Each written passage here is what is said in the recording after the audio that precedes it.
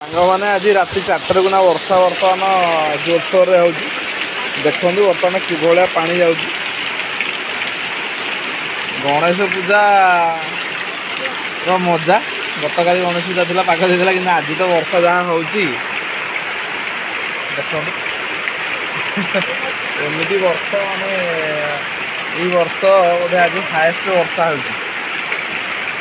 ବିଲ ବାଡ଼ି ସବୁ ପୁରା ଫୁଲ ହେଇଯିବଣି ଆଜି। କୂଅ ପୋଖରୀ ଆଗ ପଡ଼ିଯାଇଥିଲା ସବୁ କମିଯିବ।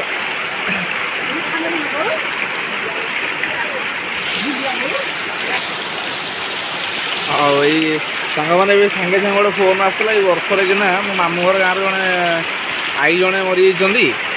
ମାନେ ବର୍ତ୍ତମାନ କ'ଣ କରାଯିବ ଏଇ ବର୍ଷାରେ କିନା କହିଲେ କେମିତି ଯିବୁ ଆମେ। ଆଉ ବୋଉ ସେପଟେ ଫୋନ୍ରେ କଥା ହେଉଛି।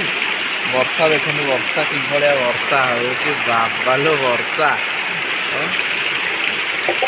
ନ୍ୟୁଜ୍ରେ କହୁଥିଲା, ମୁଁ କଳିଙ୍ଗ ନ୍ୟୁଜ୍ରେ ଦେଖିଥିଲି କ'ଣ ଗୋଟେ ଟ୍ରମ୍ପ ଲାଇନ୍ ସୃଷ୍ଟି ହେଇଛି, ବହୁତ ଜୋରରେ ବର୍ଷା ହେବ।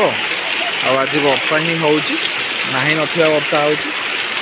ଆଉ ଆମ ଛାତରେ ପାଣି ଦେବାକୁ ତ ପଡ଼ିଲାନି ବର୍ଷ, ଏତେ ବର୍ଷା ହେଇଛି ଯେ, କିନ୍ତୁ କ'ଣ କରିବା।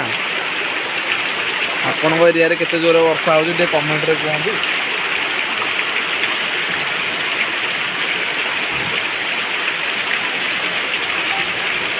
ଏଇ ଲଘୁଚାପ ବର୍ଷାଟା କେତେ ଦିନ ରହିବ କ'ଣ କିଛି ବି ଖବର ନାହିଁ। ଏ ବର୍ଷ ତ ରଜ ସଂକ୍ରାନ୍ତିଠୁ ଆରମ୍ଭ ହେଇଯାଇଛି ବର୍ଷା ଯେ ଏପର୍ଯ୍ୟନ୍ତ ଛାଡ଼ିନି ବର୍ଷା। 3-4 ମାସ ହେଇଗଲା କଣ୍ଟିନ୍ୟୁ ବର୍ଷା ହେଉଛି। କିନ୍ତୁ ଚାଷୀମାନେ ବର୍ତ୍ତମାନ ଚିନ୍ତିତ ଅଛନ୍ତି ଯେ ବର୍ତ୍ତମାନ ଏମିତି ବର୍ଷା ହେଉଛି, ଯଦି ଆଗକୁ ବର୍ଷା ସମ୍ପୂର୍ଣ୍ଣ ଭାବରେ ଛାଡ଼ିଯିବ ତାହେଲେ କ'ଣ ହେବ ନା ଯେ ଫସଲଟି କରିଛନ୍ତି ଚାଷୀ ଭାଇମାନେ, ଧାନ ଫସଲଟି ବର୍ତ୍ତମାନ ଚାଲିଛି, ସେଇ ଧାନ ଫସଲଟି ଉଜୁଡ଼ିଯିବ।